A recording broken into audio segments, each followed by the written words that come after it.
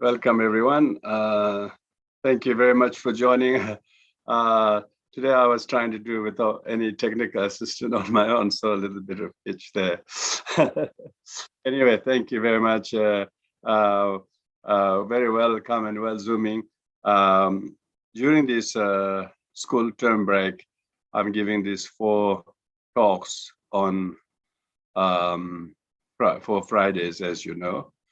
This was mainly designed for people, particularly children, parents whose children are living in Australia but have very strong Buddhist roots and do not actually know quite a lot of the Buddhist concepts and ideas very well, even though they're raised in a Buddhist culture. And it will be just as relevant for our normal audience who are learning lots of Buddhist things, but and then some of the thoughts and beliefs and concepts and ideas will be very useful to discuss in a very informal manner. So these sessions are designed to be very informal because we are trying to run on 3 platforms. There will be no opportunity for people to ask questions in your voice, but if people do have, they can type them in the chat box, and we will attend it towards the later part of the evening. So thank you everybody joining here, particularly on Zoom, but there are many more people who are joining on other 2 platforms. So here I'm going to start with tonight with some of the fundamental key concepts that may be very distinguishable to what is associated with Buddhism.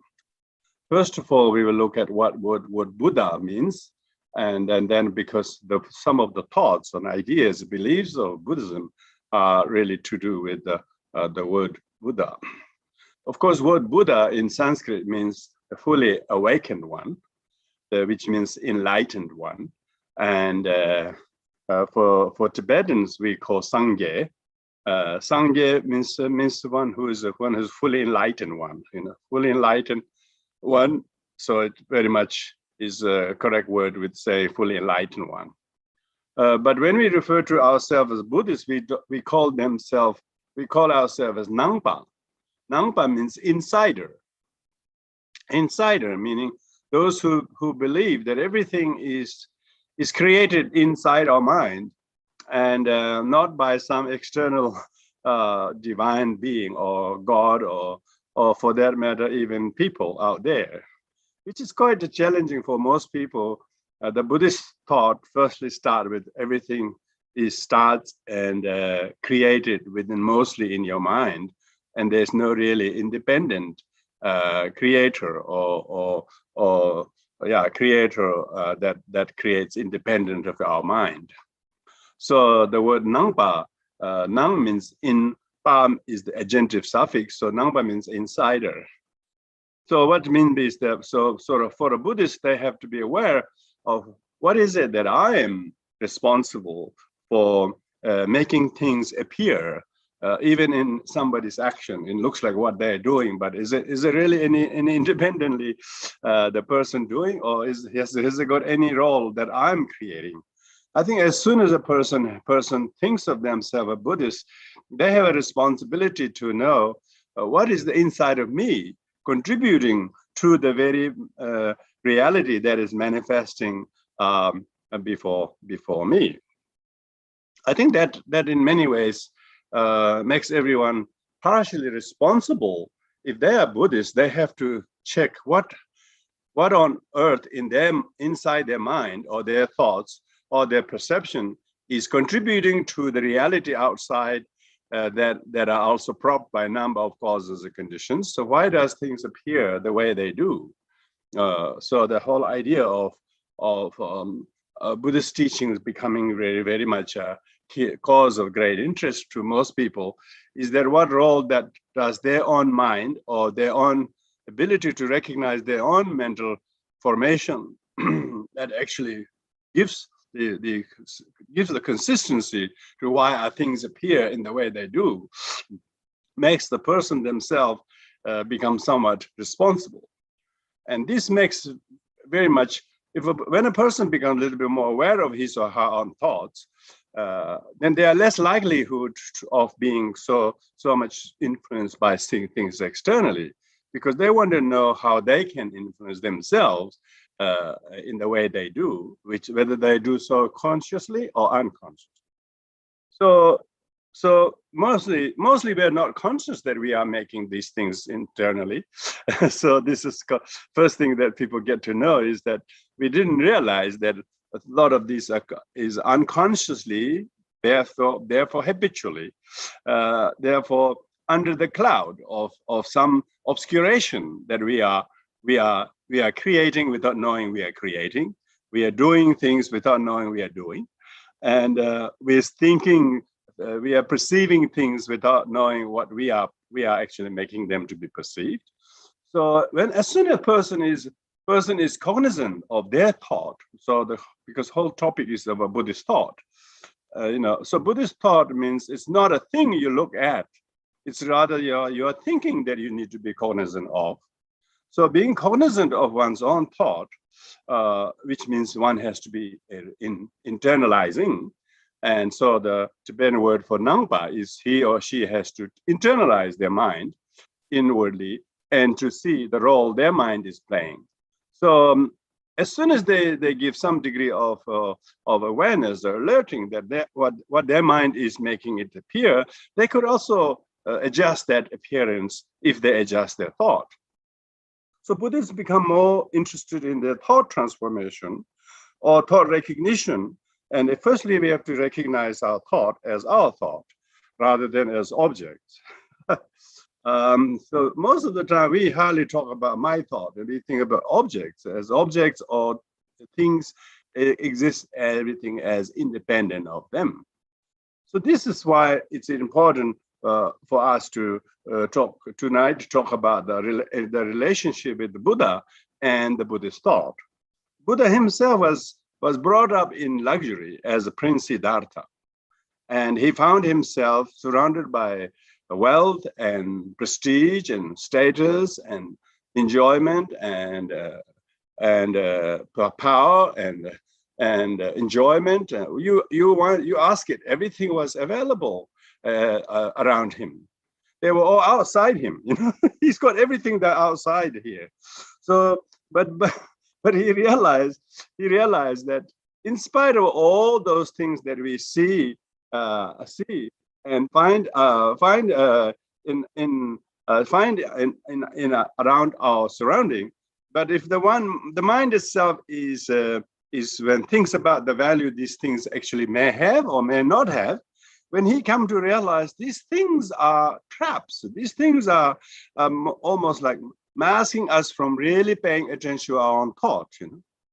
So we can be so deceived by external things as if those things will last longer than they do. Things look more permanent, they are permanent, and things are better than they appear, or things look more independent than they are.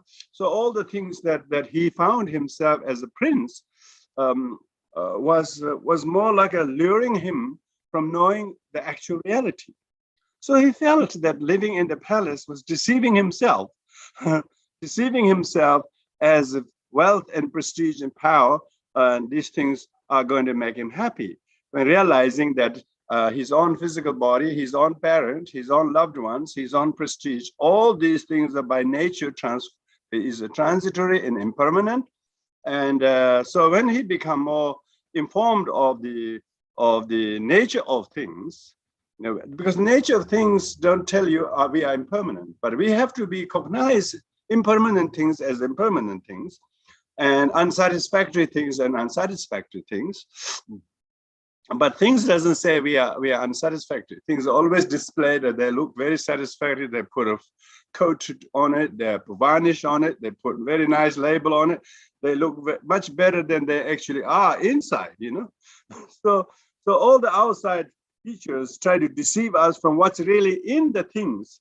We don't even know the things inside are quite different from what they are painted in the front, on the face.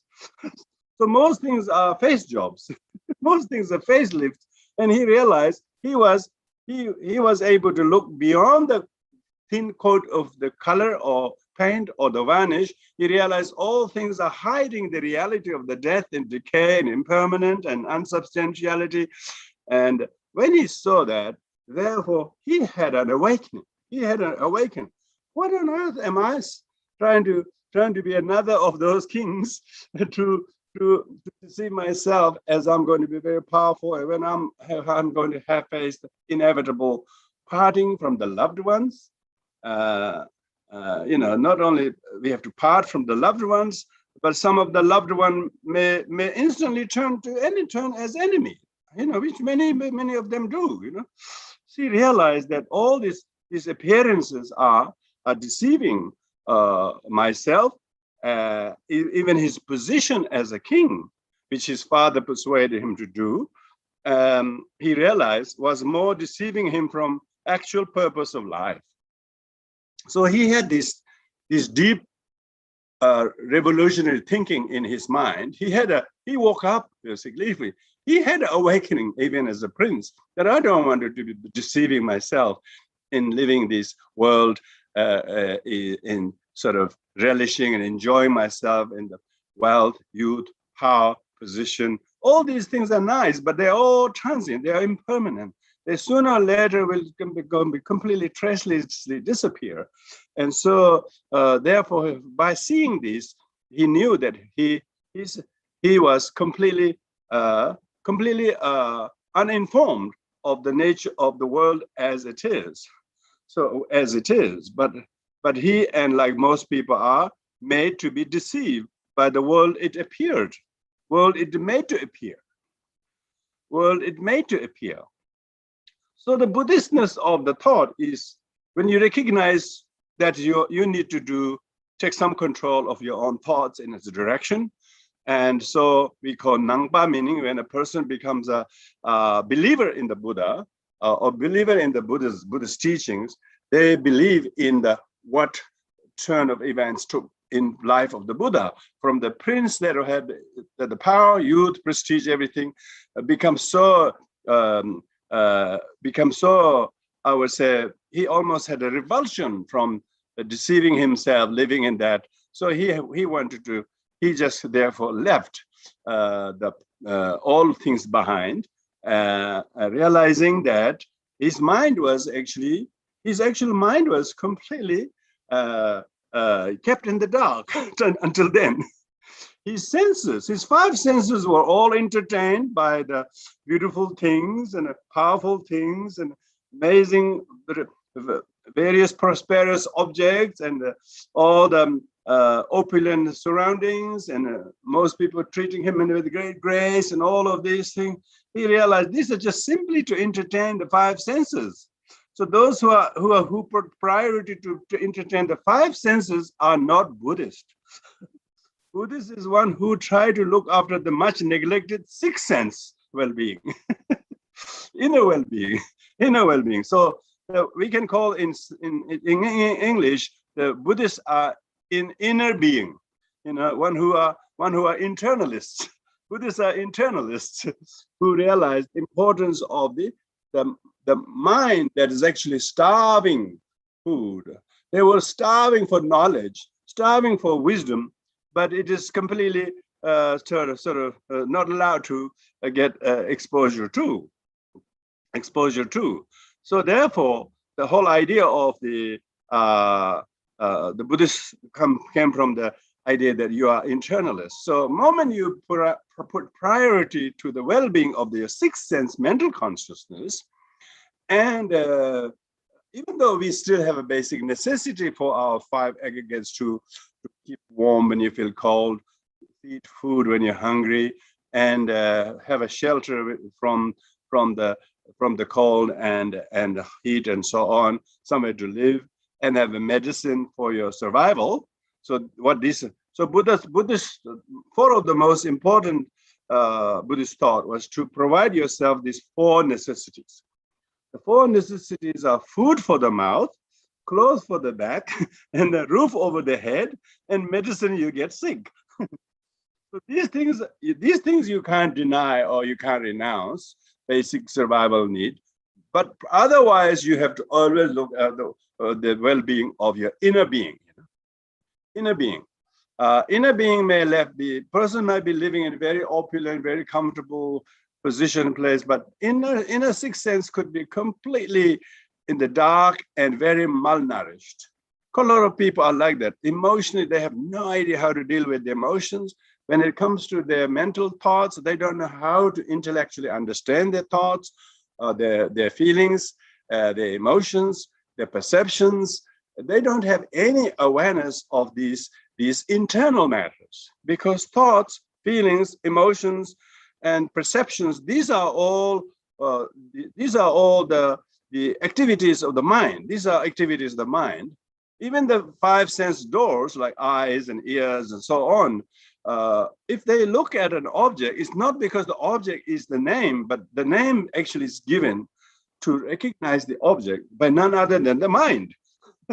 So even the name is not the object, but yet we get confused thinking the object is the name, and object, we don't realize object is the concept of the name is conceived by the mind first to identify with the object. So even names are given to object by the mind. The object does not exist with a name that is simultaneously born when they produce. Of course, if the objects were born with a name, then they will always remain with that object. But that object changes and the name changes. Why the object doesn't say, "I want to change my name"? It's the we who actually who changes name. Some people have good friends, and then the good friends want to still remain good friend, but we decide not to be friend with them. So that shows the object is not an object from its own side. Object is only what name we think. We think of the object, and therefore we designate to them. So when you understand the psychology, psychology of the names and concepts and ideas that we actually designate to phenomena, to objects, and then we become much more cognizant of the role that our mind is playing in making things manifest, making things manifest the way they do. So when we become much more aware of that, what happens is that we have a much more metacognitive awareness. So metacognitive awareness means meta means beyond physics. So beyond physics is internal mind. So when you become cognizant of the mind, you are metacognitive. Your metacognitive means you become more aware of your thoughts and transformability of your thoughts.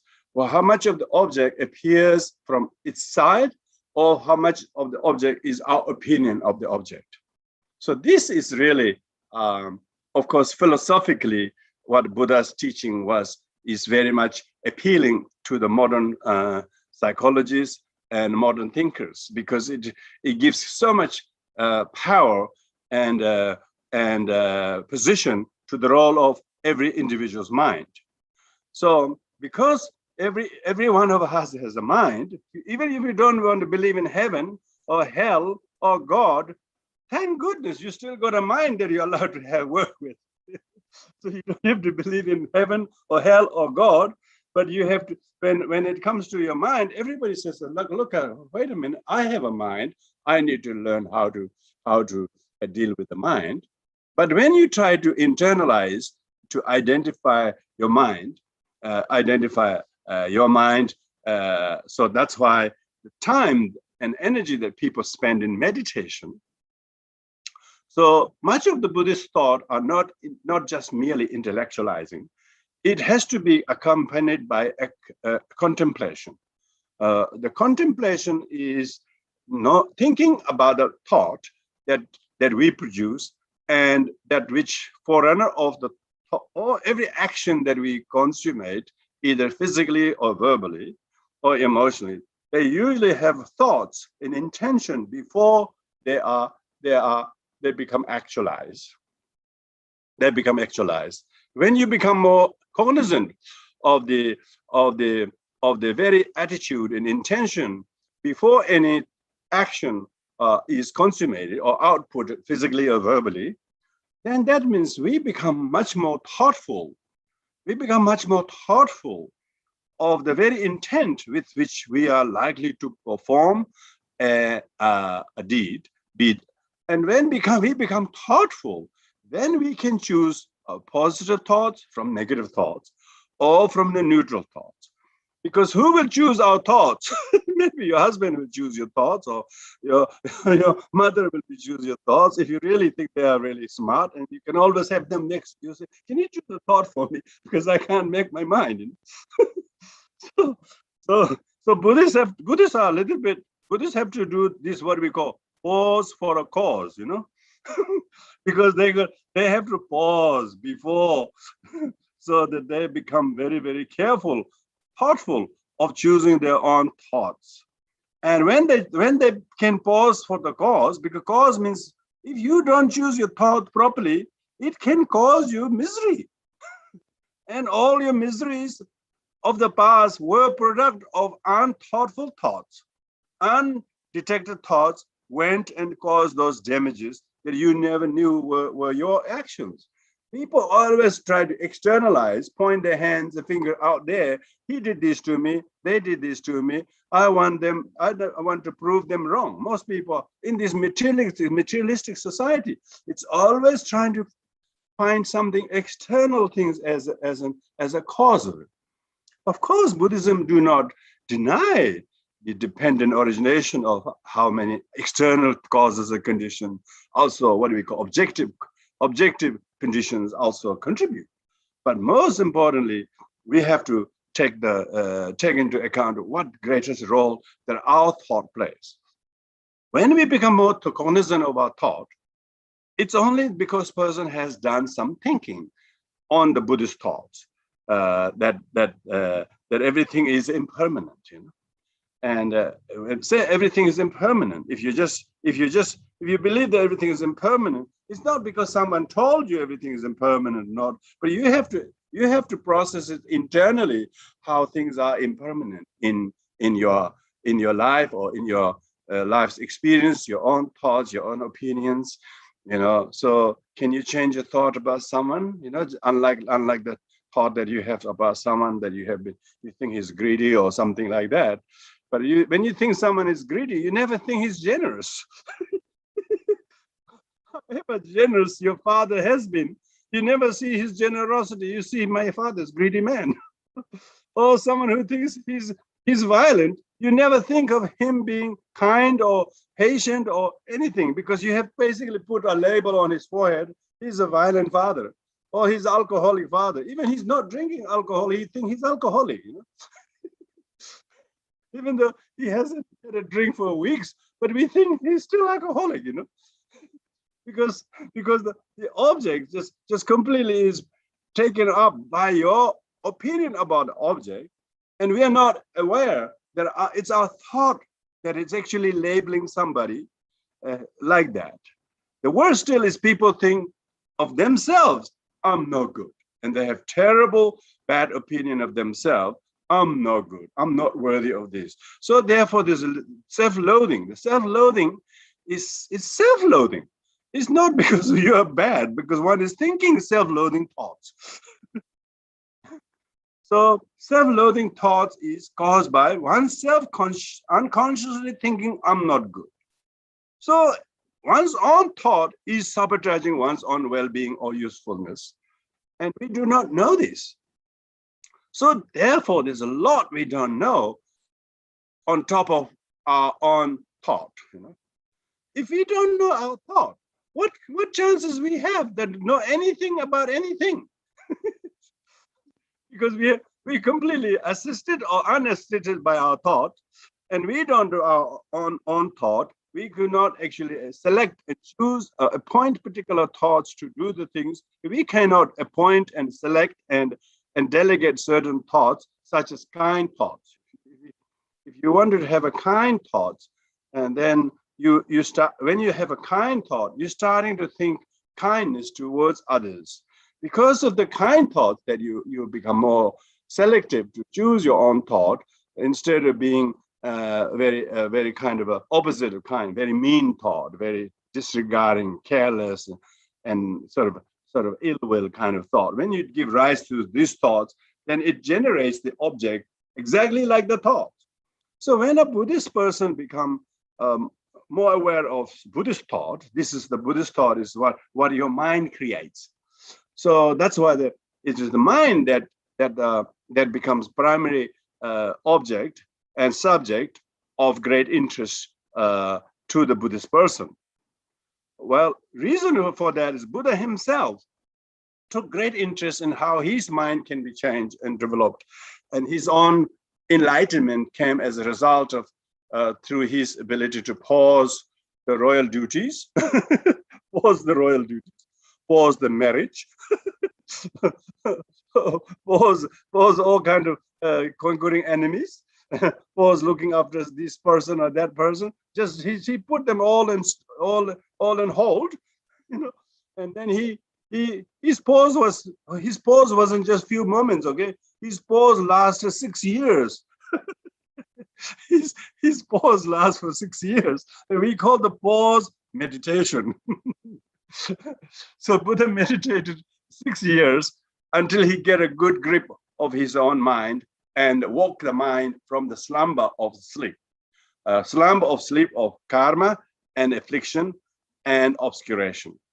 And we call these three are very important. Karma means habitual patterns of what we do, what we did, and what we say, and what we used to think, how much kind of effect from past thought that we have about someone or something is still lingering in our mind. So that's karma means consequences of actions.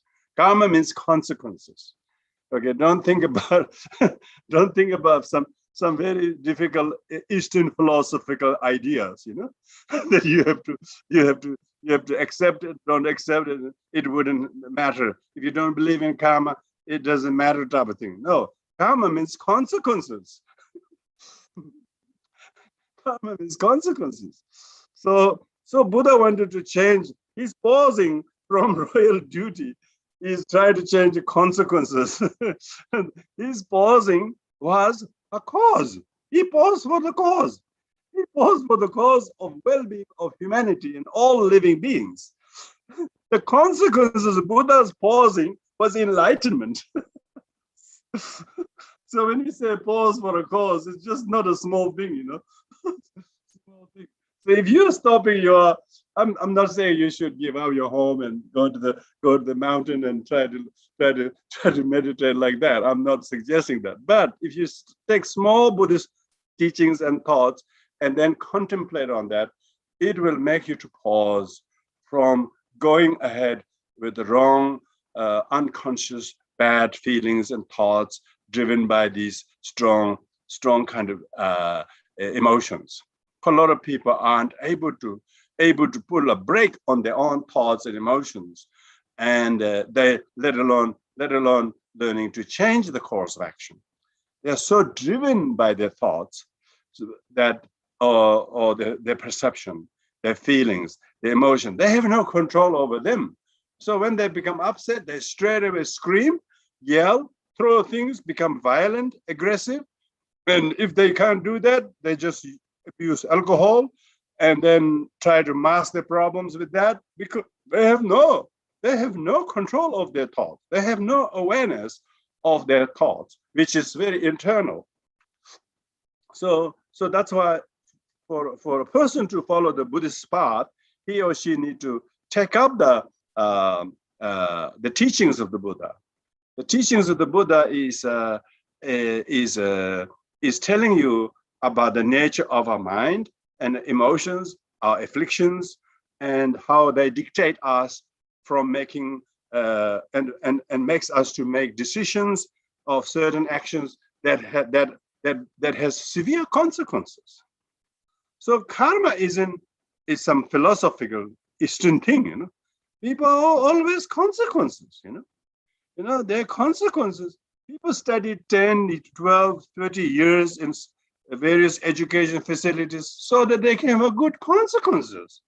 So they have a good degree and good job, and they're all enjoying the consequences of your hard 20 years of education, first to school and high school, then to college, and then the university.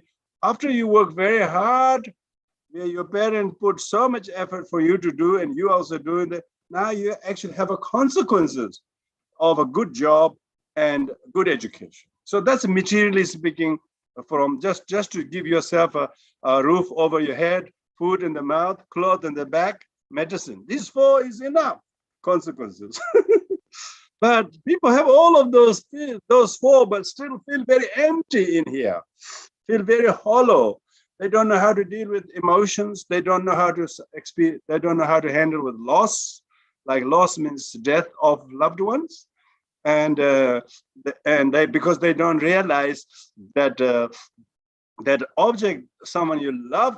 If you love somebody, then when they die, you suffer loss. But if you, so it's their death is not cause of your suffering. Your love and attachment is cause your loss. Somebody you don't like die, you don't suffer the loss. You never say, I'm so sad I lost my enemy.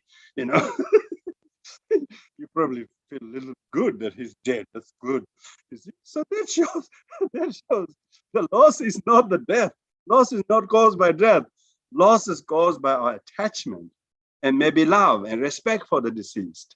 So that shows love and respect and attachment are internal mental, internal kind of domain. These are all our internal thoughts. Of course, everybody has emotion attachment to mother and father, for instance, or someone, you know, some people, at least some people tell me, they say, no, I don't care about my mom. She's the worst people I have ever met, they say. so, and then there's some people's relationship, but there was a time it wasn't like that, you know. There was maybe good 10 years. It was wonderful. The mother did everything for you, breastfeed you, clothe you, send you to school. You don't remember all of that. Only you, when you become little sort of adult brat, that wouldn't remember all the warm milk that you drank from your mother's breast, and all the warm food that she cooked, all the time that she took you to school and did all the feeding, and we forget all of that. And some people have estranged their relationship with parents, and they're not even talking about them. So that shows how much one's ill will and resentment towards parents has completely made the parents invisible. Even they're still living there, they still exist, but they don't exist. So that shows how strong the deluded mind can. It can completely cut off the parents who actually longs for our visit or wish that we could reconnect them, but we are not willing to. So that shows the everyday to day lives. So it's, even you have a good education, you got good income, you got all the material needs you need. If your relationship with the parents and other people in your life are not good because you have a lot of wrong views and ill will and resentment, guilt, these are the causes of depression. These are the causes of the true poverty. This is a real poverty. So in wealthy countries, they look wealthy out externally, but internally they're very poverty. So therefore, when we are Buddhists, we want people to get inner wealth. That's what His Holiness Dalai Lama tells his devoted female disciples. He says, "Oh, don't worry about it. External beauty. The inner beauty is more important." Inner beauty is most important, because there's a lot of people spend a lot of time how they should look good or look tall or look thin or whatever. But deep down, if you really lose the weight of the short-temperedness, you really don't put on the fat of anger. So, but these things, we have to be internally cognizant how much unnecessary ill will and resentment that I am keeping, thinking it's fault of others when it's actually my own deluded creation, my own self. This kind of self-revolutionary awakening is partially we are also awakening. So when you become Buddhist, these small awakenings, small awakenings. I'm sure all our Buddhist friends wouldn't be sticking all these years trying to do Buddhist things unless they have ripped some of the small reckonings, small openings. Yeah, small openings. Sometimes Buddha means to open your heart. We're so close-minded, thinking I'm the victim, they didn't love me. All these guys, actually opposite. Opposite is the truth. They loved us the best as they can, but we are so ungrateful that we don't remember the great sacrifice they have made. So in Buddhism, the whole practice is about how to develop the strong sense of self-awareness. Of course, we can call awareness rather than self. In Buddhism, self is a little bit of a taboo, remember that. So I shouldn't use the self-awareness. We can use little s, self-awareness. Little s, awareness is good. Maybe awareness should be capital A, because we seem to think that the uppercase letter has a lot of meaning. So yeah, self, little s, awareness, So when we become very, very cognizant of our thoughts, then we realize, oh, I'm thinking this, therefore he or she appears this way. Oh, that's terrible. It's completely contrary to my mother, where she is. I've been thinking of her like this, and therefore I never see her good qualities. When you have that, you become now conscious. You become conscious. And when you did it become conscious? Because you pause. Instead of being pushed by your thoughts and emotion, you have actually checked. You have to actually put a saver. You almost like pause the thoughts from becoming action. So mindfulness is recognizing your thoughts of its contents, of its intention, whether it's going to produce any positive benefit, even though your intention may be or it's going to be really like heated temper. If you realize you are being short-tempered, you realize even these thoughts will not be beneficial if I act us out. So being able to pause in this way in everyday life, and a person who has a skill, life skill, to pause like this before he says things, does things, overreact things, if he can pause, that's because he has learned to meditate. Maybe people doing Buddhist things, they do prayers, they take refuge, they do various things, and they also meditate, sit quietly, watch the object of meditation, be that counting around the breath, or be that focusing on the holy objects of the Buddha, or whatever the actual instruction that you do. Maybe you do even only half an hour meditation. See, you're pausing. You're pausing every morning, half an hour from your doing other things. As a result of that, you yield a lot of subjective clarity of your mind.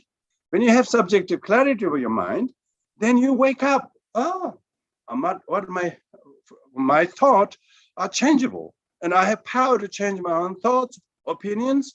And when you can change your thoughts, it's a powerful gift. Change your mind. It's a very great gift.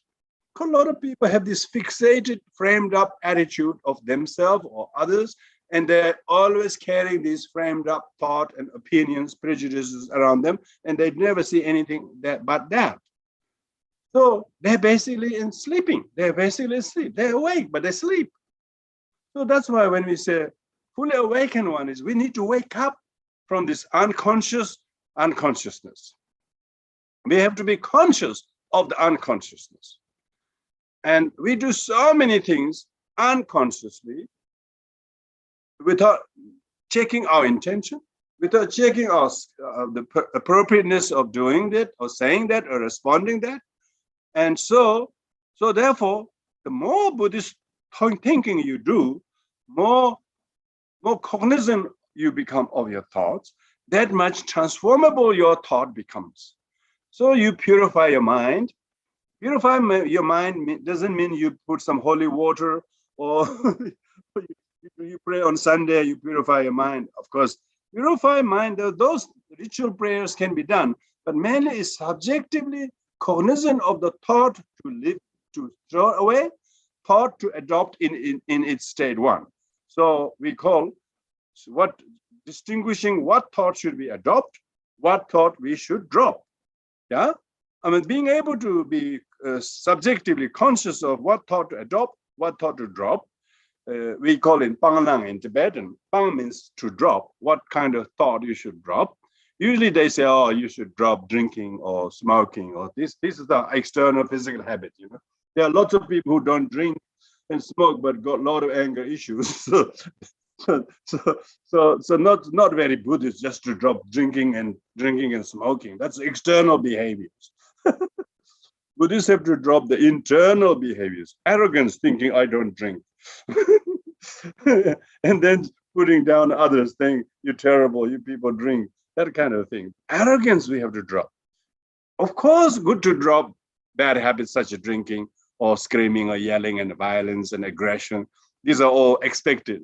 If people expect Buddhists to be, for instance, patient and peaceful, and maybe some people even expect all sorts of things. If you say you are Buddhist, you know, they almost think that if you're Buddhist, you should be living like a monk, you know.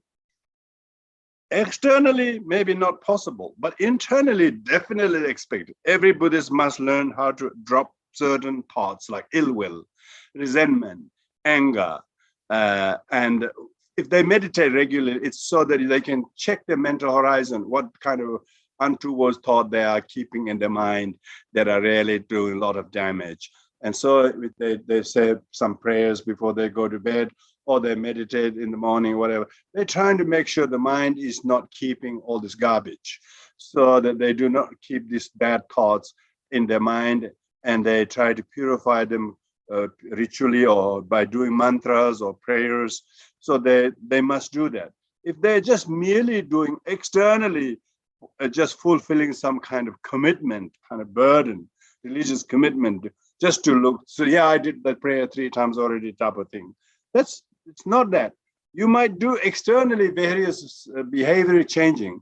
So some people think Buddhism is behavioral therapy.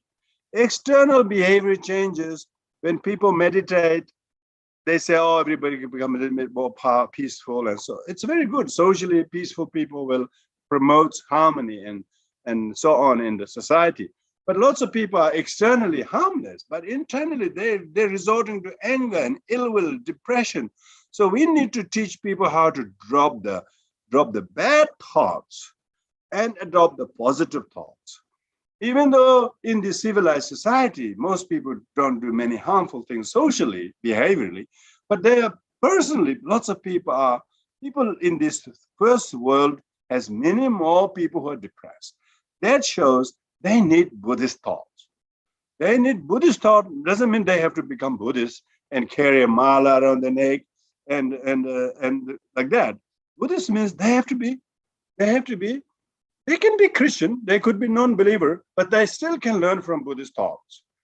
Buddhist thoughts, meaning because of Buddhist ideas. You know, we are a world of ideas. You know, even all this amazing technological advancement we have, first it was ideas. Then when the ideas were put into place, then we could reach faster to places. We could talk people on the phone. We could like communicate like this on the Zoom. These are all, once upon a time, was just ideas, you know. So when you are able to put the ideas into action, ideas into action, we become much more conversant about one's own thought, and by learning to pause, which means patience, being patient and not react and not overreact. And why you're not reacting over it? Because you wanted to make sure that what you say or don't say has some benefit. You don't say it because someone instigated you or whatever.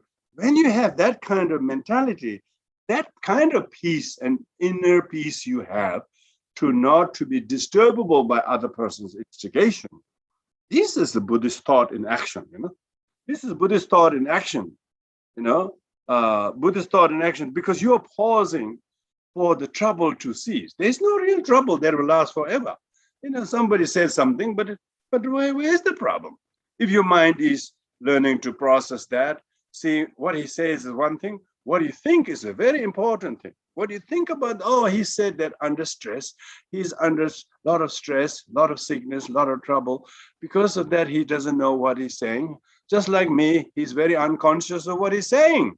Oh, oh, he's not conscious of what I'm saying, but I'm conscious of what he's saying without knowing what he's saying. Now I'm conscious how I can diffuse that, how I can diffuse that and de-escalate that and not think that he said this to me, but he doesn't know who's saying that to, in the first place, to anyone, let alone to me. Poor thing. If you think of that, you have the good reason to pause and be patient. They say, give peace a chance. I mean, you have already you have not only give peace a chance, but you made peace itself possible.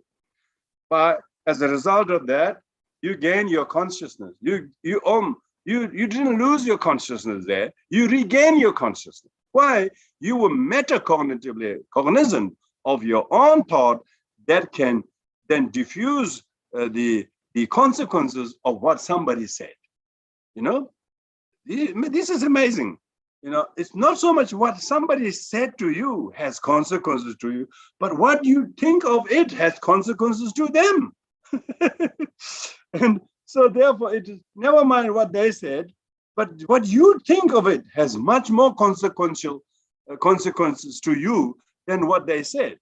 When you do that, that's what you can change the karma. You may be exposed to someone's aggression, but if you have the true awakened state of mind, practitioner of Dharma or Buddhism is who's cognizant of his own thoughts. Nangpa meaning, tonight's topic is all about how to be internal, okay? How to be internal, how to switch your mind on to see your own thoughts, what it can change, what it need to think differently, and what it need to modify, how it just can learn to diffuse things. When you do that, now people who are Buddhist, you know, they can see their parents and families and general Buddhist community doing various Buddhist cultural things, whether lighting candles or whatever. This is a real candle. The real candle is being able to save yourself from the darkness of your ill will or anger. That's a real candle. Real, let there be light, I call it. Of course, let be the light. Yes, there were lots of light in my room all over there, but that's not the light we're talking about. We need to have the internal light. We need to be internal light when the darkness is haunting you. And the darkness of someone else's anger is haunting you. You need to switch the light of compassion. Oh, poor thing, you know. He's saying this unconsciously, and he doesn't really mean it, even though it looks like he's really doing this. I have to make sure how to diffuse this from becoming too much of a problem to him or to myself. I need to save the consequences.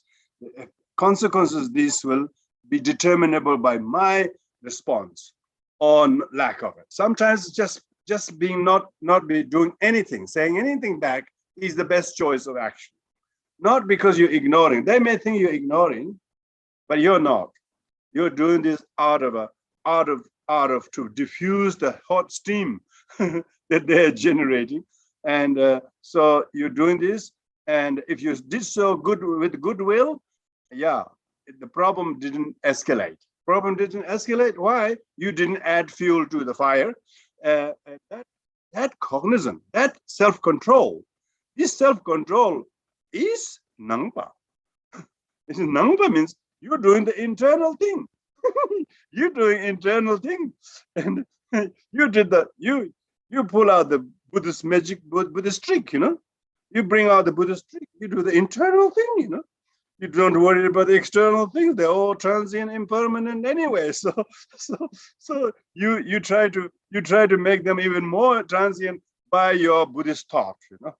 Buddhist thought. As a result of that, did it have a severe negative effect on you? No, exactly opposite.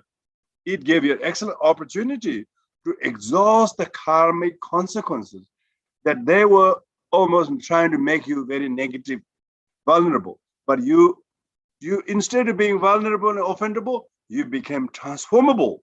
Why? You have the Buddhist thought. You have this amazing. You have recently downloaded this Buddhist thought. You have this Buddhist thought. You downloaded the Buddhist thought, and it's in your system now. Very good. It's on your system. It's on your system. Everybody's downloading all these apps. Come on, download something that really works. And you not only you have downloaded, but it is uploadable. You upload it. You can upload with that, and then as a result of that, your response isn't unconscious. Your response is conscious. Wait a minute. Next time you upload something, it should be worthy of sharing, okay? So uploading is what you do in response to them. So when you upload kindness, when you upload compassion, when you upload self-control, you can see now the app is working. App is truly applied. It's called applied Buddhism. It's called applied linguistic. All those linguists that never speak the other language, they only talk about theory of the languages all the time. Yeah, like that. Oh, don't talk about theory of Buddhism all the time, okay? Oh, people read quotes, sutras, texts, they memorize years, but then there are lots of Buddhist kind of materialists. All of this jargons, full of Buddhist jargons, full of list of names of texts and verse numbers they can quote, all these things. But in real action, they're not uploading compassion. They're not uploading tolerance. They're not uploading humility. So we have to, as His Holiness Dalai Lama said, we have to be 21st century Buddhist, So not just being merely blindly believing, saying these mantras, and then sending the list of mantra you send to some people, thinking you've done this. All that kind of thing is Buddhist cultural thing, And you have to do it if you belong to such a Buddhist community who's collecting your prayers to put in the big list of all the prayers. Oh, you can send them, of course. But real prayers are, His Holiness Dalai Lama says, practice kindness. That's the best offering to me. It's not to him, he knows the best kindness to anyone, So like that, if we upload kindness, if we upload tolerance, if we upload self-control, if we upload gentleness and forgiveness and understanding, that's a Buddhist thought in action. Mm-hmm. Of course, you have to have firstly, that's how you do, that's what Buddhism really is, Real Buddhism is that you purify your mind. And if only you purify your mind, what you upload and share would be something worthy of people say, wow, that was so useful. Thank you very much. Some people unnecessarily sharing all the negative things. That's not Buddhist, So even if somebody says they send something negative, you just delete it, You don't keep into your system. Even if it's your best friend, but he's a best friend, but he's sharing not so good ones, So in order to lump not that to your best friend, just delete that. Don't even tell your friend you deleted, because he'd be upset, he's that kind of person, if he says, what did you do? Oh, did you? Oh, thank you. He said, thank you. So you didn't upset him. Oh, thank you. Yes. So you don't tell what you did. You deleted that. That's good. Yeah, if somebody tells the bad news, don't share it to other people. See, that's Buddhist. Because if you share somebody else's negative thoughts or stories or whatever, you don't tell that to other person. Why? That's the one thing to drop. One thing you should drop: idle gossip, backbiting, saying bad things about people, criticizing someone else. All these things are due to people do that to cause more suffering for one another. If somebody does that, we just feel compassion to them. Oh, I used to be doing like that too when I was unconscious. So when you're unconscious, this is how people do. Then instead of being angered by them, you develop kindness, tolerance towards them. When you do that, then you are cognizant. Not only you're aware of the Buddhist thought. Buddha said, do not do anything harmful. and do whatever. Doing whatever is beneficial and virtuous and benevolent. Completely control and tame and pacify your mind. This is the teachings of the Buddha. So therefore the Buddhist thought is about firstly dropping one's own negative thoughts by recognizing they are negative and adopting positive thoughts that we need to cultivate them. It's just like recipe. You're collecting a recipe, isn't it? When you know a little cooking thing, or you know the recipe, now you have to go to the shop to buy the recipe. It's like that, you know. So you have to pick up all the recipes, and so then you pick up all these thoughts, and then you try to adopt them. So when you're practicing wholesome things, you've adopted and you picked those positive points, and you have dropped the negative thoughts and behaviors, attitudes, and that if you care to recognize them. The teaching says you shouldn't harbor ill will, you shouldn't be greedy, you shouldn't hold wrong views, thinking there's no life after death, there is no karma. That kind of, some people are too smart to think they don't think there is law of karma or a life after death. You know, some people think like that because that's the wrong view. They think the Buddha said there is a life after death. He says, don't believe just because I say, check, check whether there is life after death or not. Check whether there is a consequences from if you host a negative thoughts, how much consequences it does to you. Some people couldn't sleep at night because they have too many bad thoughts in the mind, and they don't realize that's the cause of it. And then they try to check sleeping pills. Sleeping pills are just, you become another drug on top of that. You already got a bad drug in your thoughts in another drug. So when one has to understand the relationship between one's everyday to day behavior, and that needs to be dropped. To drop the bad behavior, there are physical bad behavior, verbal bad behavior, and mental or attitudinal bad behavior. Physical, verbal behavior, bad behavior, punishable by law. If you don't mind yourself, if you say something bad against people, usually there's a lot of defamation cases. If you did something harmful to other people, you're punishable by law. But those negative thoughts are right now not punishable by law. Even in some court cases, they check about the intention. What was the intention you did? What was really the intention of it? So they know the person did some whatever, but they still want to check the intention behind it. So that shows that even the law is catching up. Law is also catching up the consequence of how severe the punishment can be as a result of the cause. So because of that, what we need to drop, we need to identify what those things are reasonably, within reasonable ability. What are the things that we need to recognize that need to be dropped, and what need to be. So personally, we need to know those things which have to drop or reject.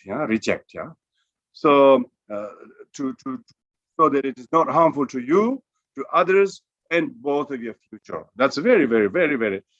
Being able to think like that, you have to pause before you act something or say something, and pause. That habit to be able to pause for a cause comes from your clarity of mind in meditation.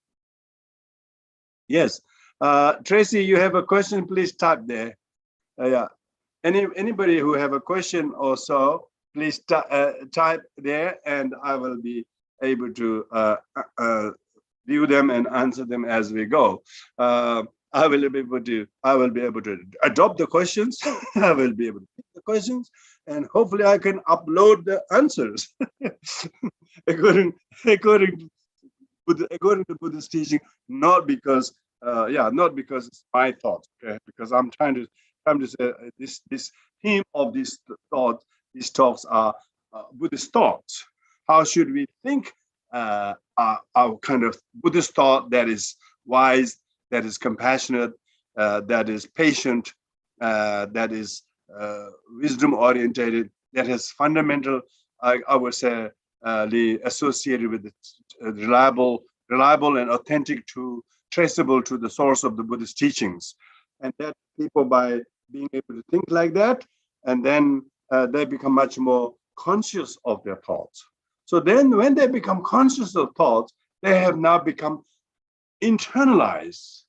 Now they're able to see their own thoughts, and not only that, they can redirect their thoughts. They can modify their thoughts. They can replace their thoughts. They can completely cancel some thoughts. Very good. Cancel some thoughts. Cancel some thoughts, and recruit a new thought.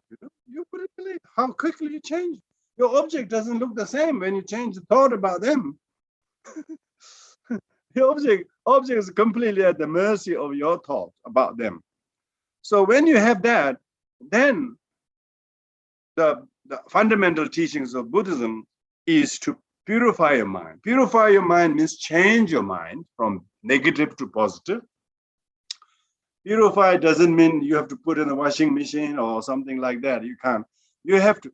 The washing machine is the teachings of the Buddha is the detergent. Okay, detergent. You need a bit of detergent. A very powerful Omo brand. It's a Dharma brand. Dharma brand detergent you should have. You should only buy Dharma brand detergent. Okay,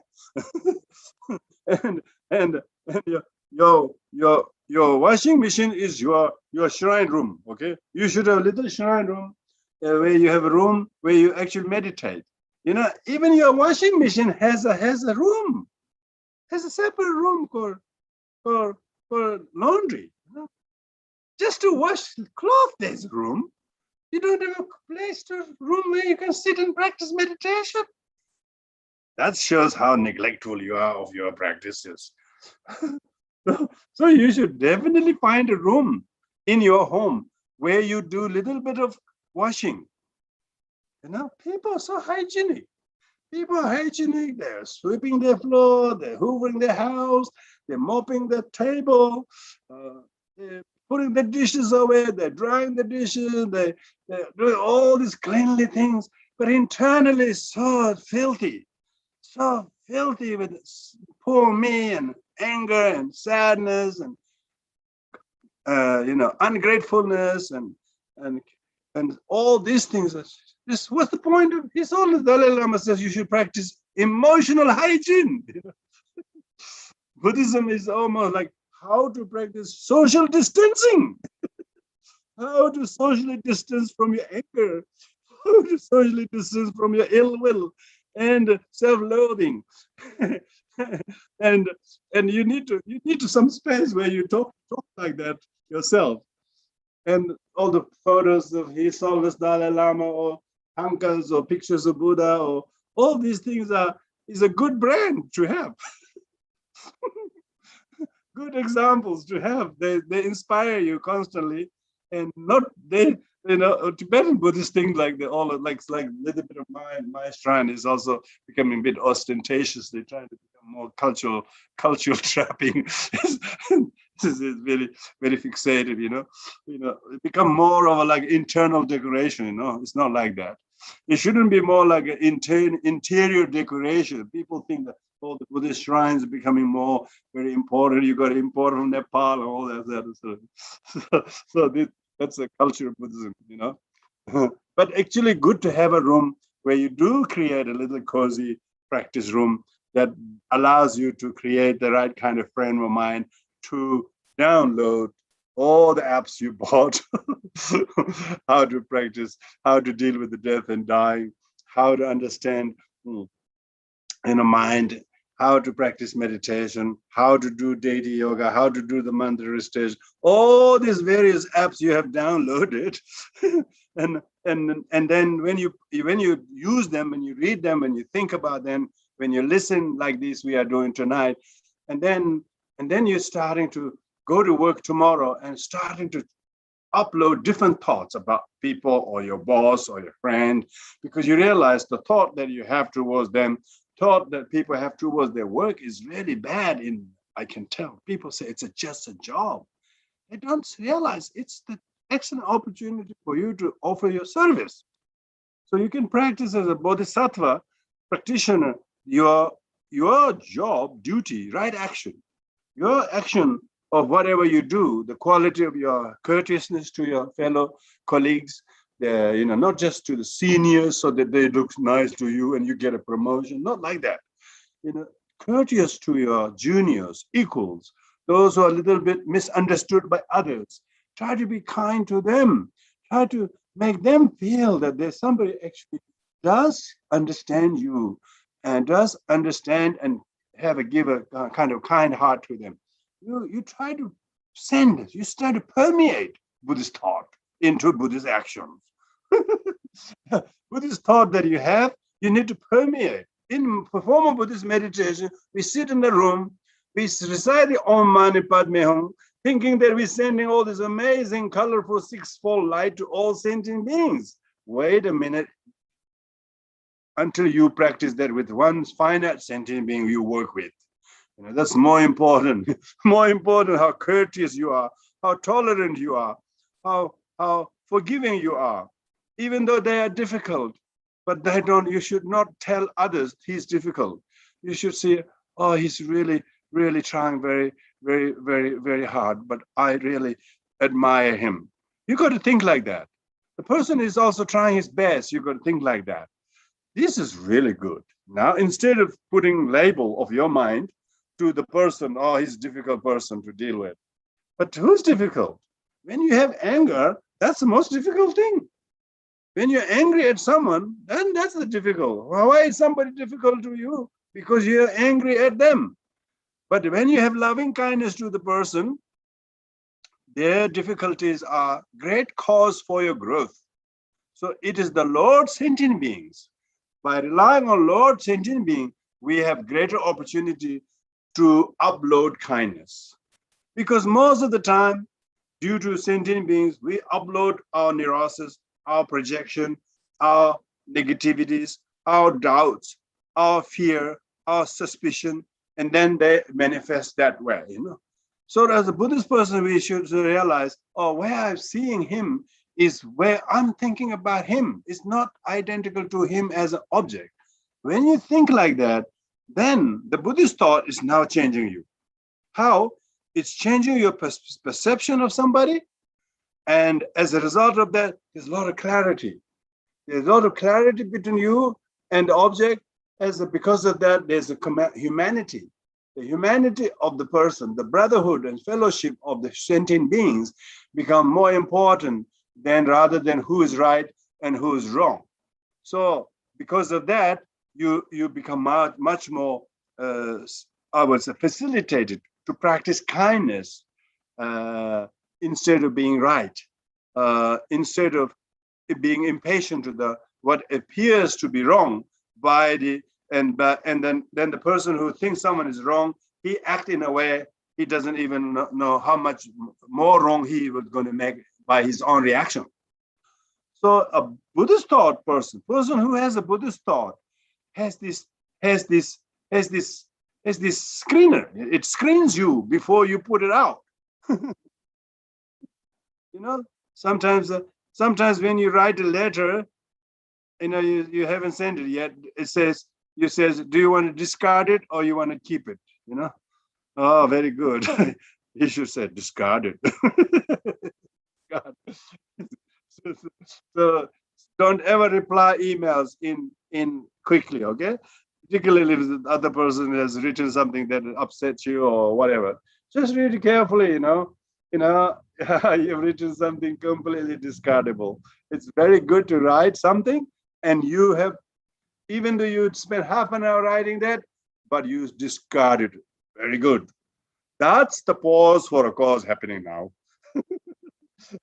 You pause it and you decide not to send it. It is full of venom, full of enmity, full of righteousness, full of reaction, full of prejudices.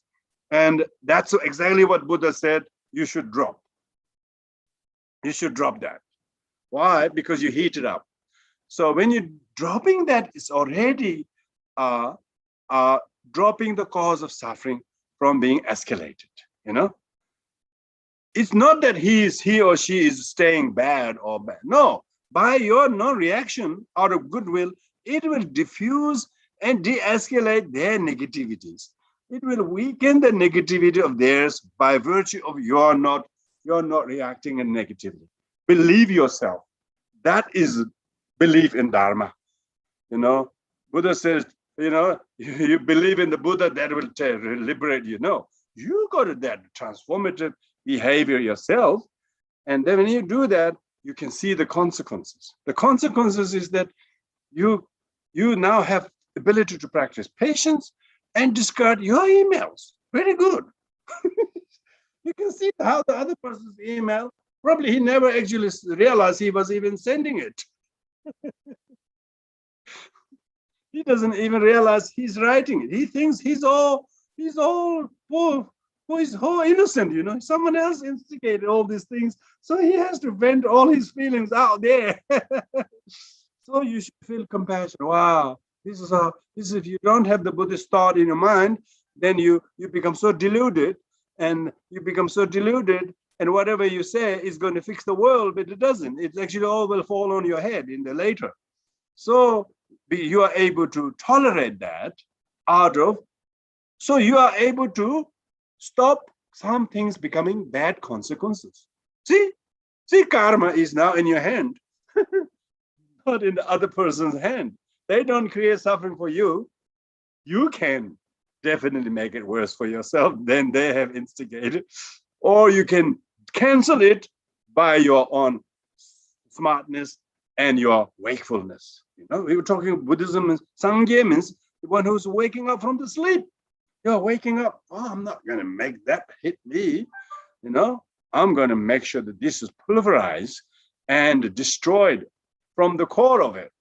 And so that when you understand the Buddha Dharma, you understand the cause and effect.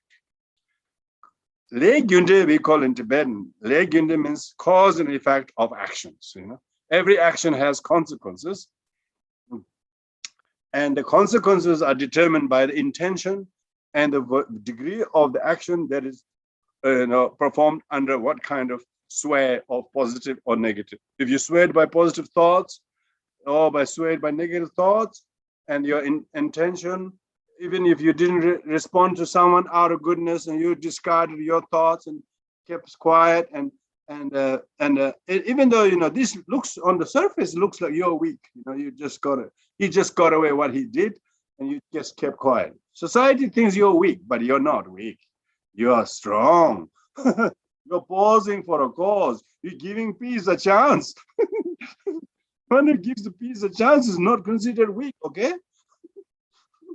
One who gives peace a chance get Nobel Peace Prize, okay? Who got the horrible peace of war?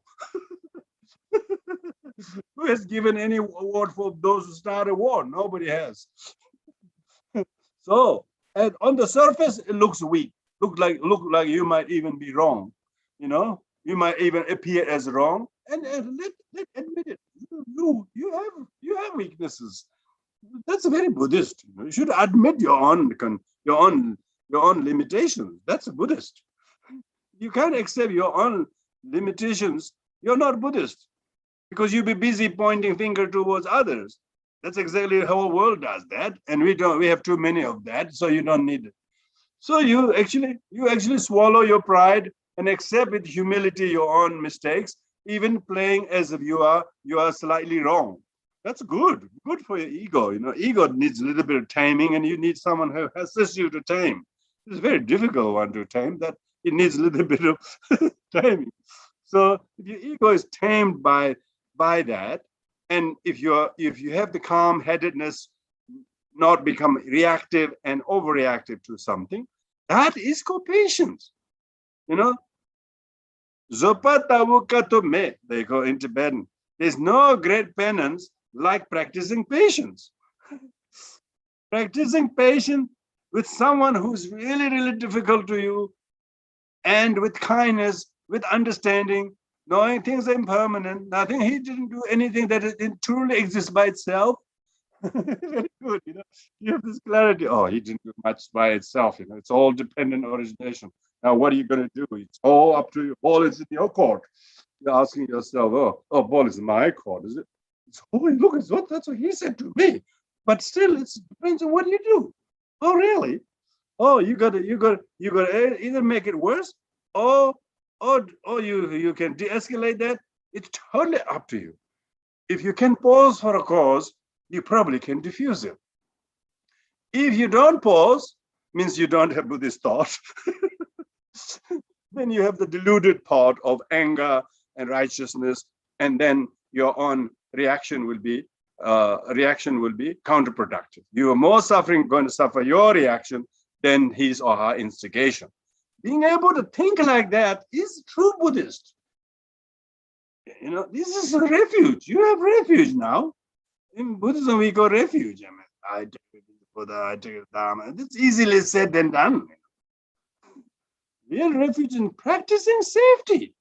When you go in an aircraft, they wouldn't fly unless you put the seatbelt on. Like that, you should not do anything until you put the seatbelt on. Yeah, put a seatbelt on means practice refuge. Take refuge in the Buddha doesn't mean you should go like this and like people do this as they pray. No? Just pause for a few moments and try to awaken your mind. And that's a little Buddha in there. Little Buddha is happening in you. And take refuge in Dharma. Dharma is the medicine, Medicine hurts, The treatment hurts, Treatment hurts, It hurts your pride, Treatment hurts. Ouch, yeah, it hurts a little bit. But we know it's treatment, so treatment hurts. Take refuge in the Sangha, meaning find inner resources in you. Find a good help in you. Helper in you. Don't always look for Sangha that will rescue you. Be the Sangha to yourself. Be the reliable, self-reliable, reliant to yourself. That is then a person takes refuge in the Buddha, the Dharma, the Sangha, actually pauses how to renew and actualize the refuge they said in the morning in that very given situation. See the Buddhist thoughts happening again. See which thought are you're applying. You have lots of you have a lot of downloaded a lot of application. Make sure it's the Buddhist thought one. Buddhist thought. Buddhist thought. Buddhist thought. You have to not only download Buddhist thought, but you have to upload the actions that are Buddhist actions, Buddhist thought. According to the teachings of the Buddha, how should you respond? How should you not respond? And if you find yourself doing that, there's a lot of clarity in your mind. You feel very clear and very compassionate, and therefore very caring. And that's really is these three things are so important. You're calm, you're compassionate, you're very clear. And this is because your mind is subjectively cognizant of your mind. Yeah, yes. Here, Brian has written, my doctor told me to change my habits. That's right. I mean, our doctors tell us to change our habits. Habits means emotional habits, thought habits, physical habits, of course, verbal habits, of course, because they are really socially very, very harmful.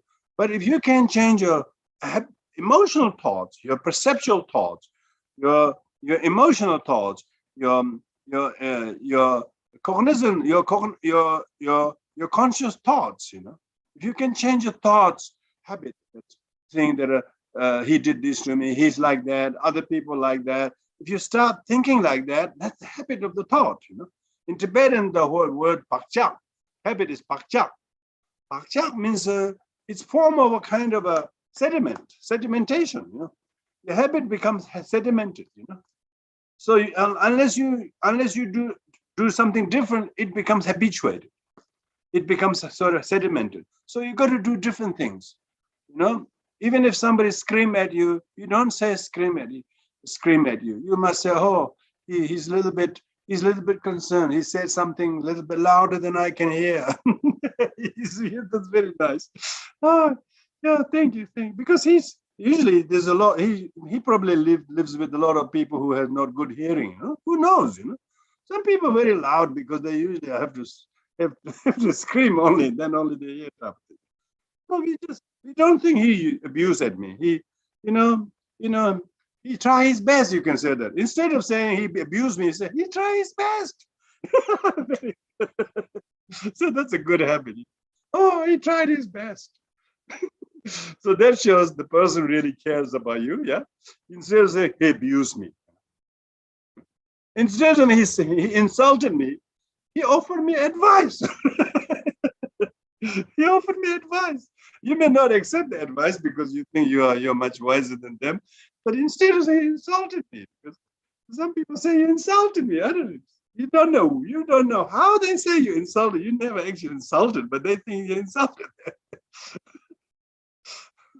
So actually means you heard an advice that you didn't like. You say, don't you still know how to get there or something like that? And they feel insulted. Don't you know how to get there still or something like that?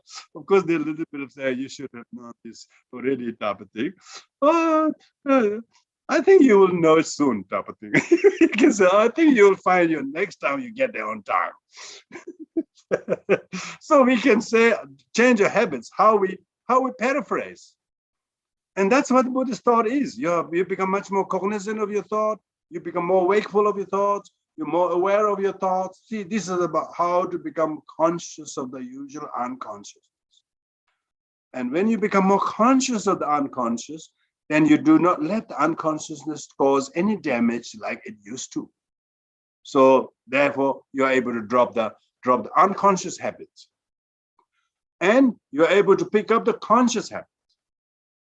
And the consequences are huge different. The consequences of these two are amazingly different, different, yeah.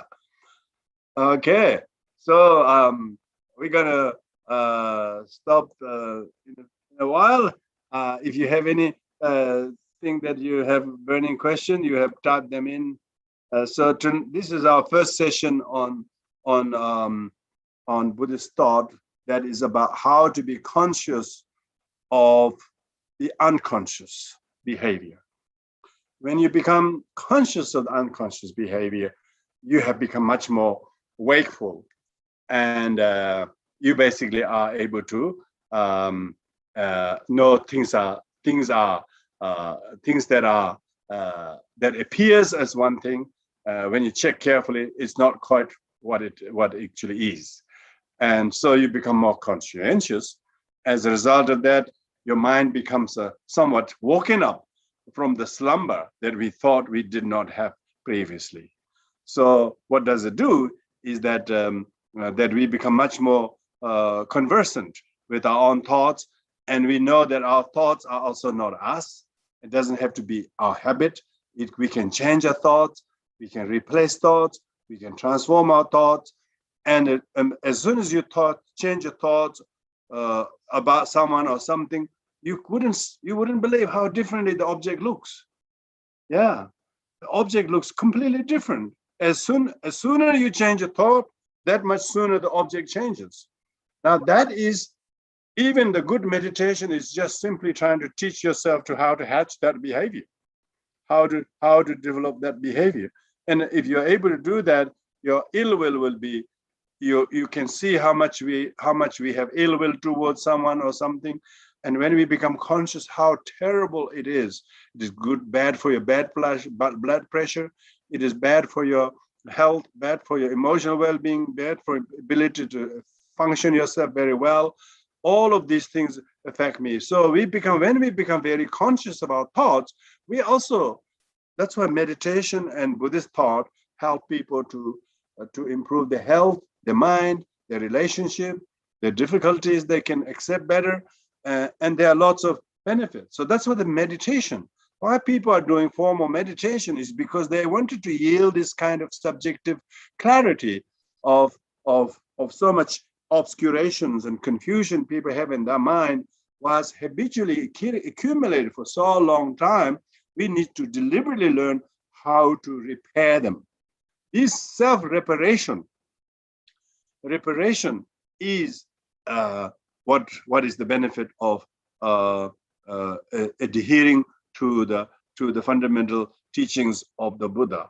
So the point of these four talks is so that it is very, very non-technical, I would say non kind of textual, but fairly ordinary concepts and ideas, but nevertheless being able to become accustomed to some of the fundamental Buddhist thought.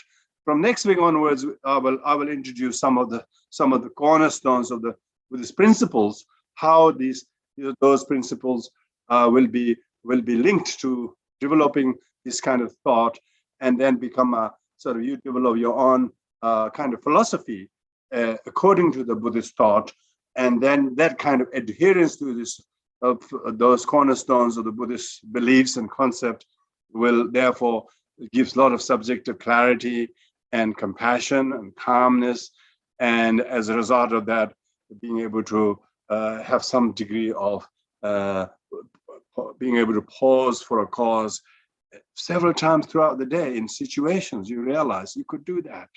As a result of that, you yield some mental clarity. You didn't quite need to say that, think this way, or do that way. Why? Because you said, oh, he's not in good space. If I say this to him when he's leader, it's not going to go very well.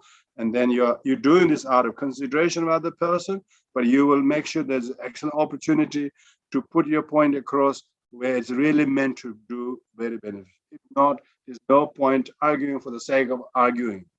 That kind of thoughtfulness often saves someone's bad instigation becoming worse. And you yourself can also see how day by day you can do this. There's a lot of gifts from this way of life. And these gifts are not just for yourself, but these gifts have multitude of benefit to all people that are concerned. So everyone, thank you very much for your participation. We'll see you next week. Take care. Thank you very much, everyone. Have a good night.